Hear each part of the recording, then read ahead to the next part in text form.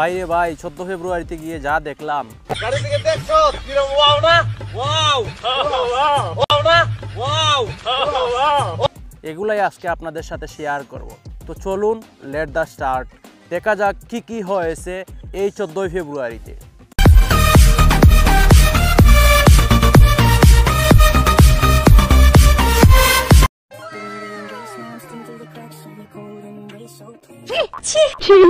তো বলছি চাচাজান, আপনি আপনার মেয়েকে সামলিয়ে রাখুন।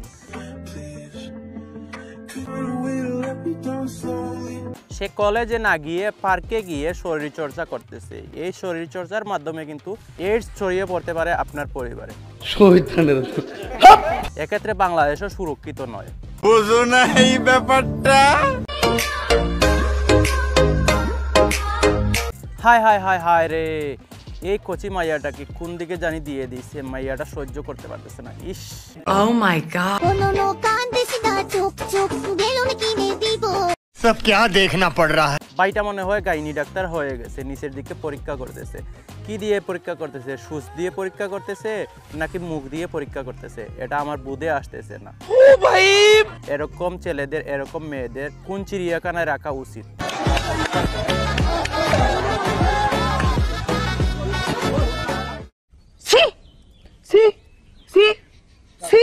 এগুলা দেখেই আপনি চিচি বলা শুরু করে দিলেন। আরো কত কিছু রয়েছে।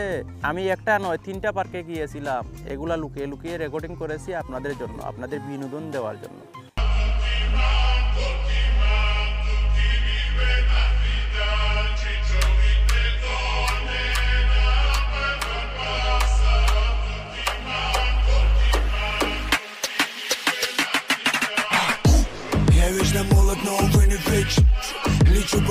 এসব ছেলে মেয়েদের মা বাবাদের উদ্দেশ্যে আমার একটাই কথা, আপনারা কি এগুলাকে ডাউনলোড করেছিলেন বাগানে বসে না পার্কে বসে? তা না হলে এরা বাড়িঘর রেখে পার্কে কেন এগুলা করতেছে?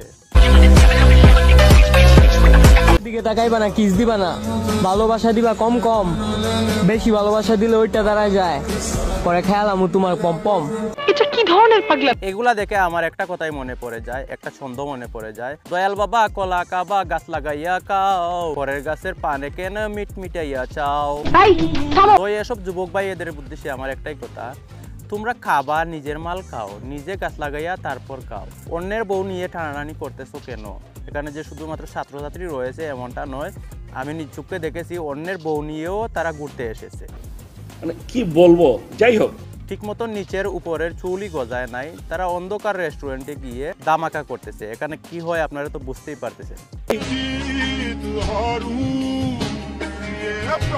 এসব নিব্বানিব্বিদের জন্য আমি হাত তুলে দোয়া করি, আল্লাহ তুমি তাদেরকে বিয়ের আগেই বাচ্চা কাচ্চা দান করো। তাহলে হয়তো তাদের মা বাবারা বুঝতে পারবে কত বড় ভুল করেছে এদেরকে ডাউনলোড করে।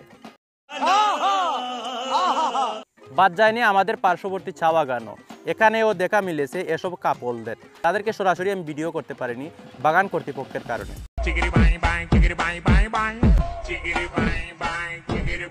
তো ভাই এতদিন হতো এগুলা পার্কের মধ্যে, এখন আমাদের পার্শ্ববর্তী চা বাগানেও এসে পড়েছে। কোন দিন জানি আমার ঘরের মধ্যে ঢুকে পড়ে এরা।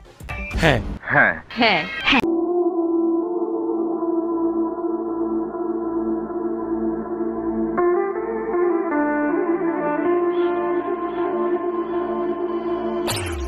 যারা এসব মেয়েদেরকে দেখেও সাবধান করে না, তাদের মা বাবাদের উদ্দেশ্যে আমার একটাই কথা, আমি সামনে আবাসিক হোটেল দিতে যাচ্ছি। আপনারা রাস্তাঘাটে পার্কে আপনাদের মেয়েকে না পাঠিয়ে আমার আবাসিক হোটেলে আপনারা পাঠিয়ে দিতে পারেন, তাহলে আপনারা কিছু টাকাও কামাতে পারবেন। দেখেন ডিলটা কীরকম হলো।